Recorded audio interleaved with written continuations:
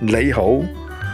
中移動受到增值稅影響而急挫，我持有中移動已經好耐，因此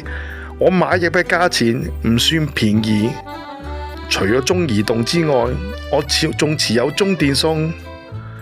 佢更係我年青時開始購入，經過多年嘅2G 年代，客戶高速增長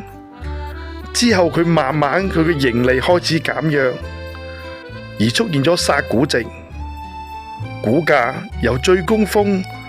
成100蚊跌到得落30-40蚊度。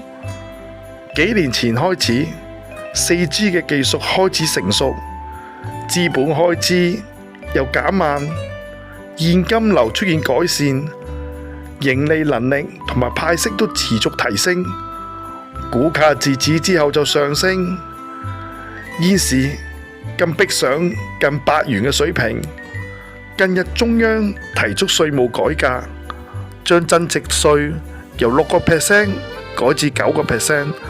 導致到股價出現急跌，但確實又唔令人意外，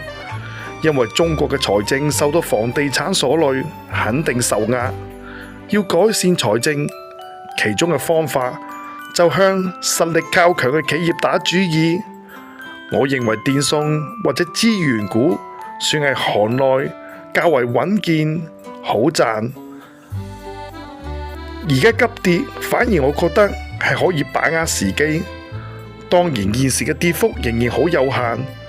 可能再跌多15-20%，組合都有意增持一啲。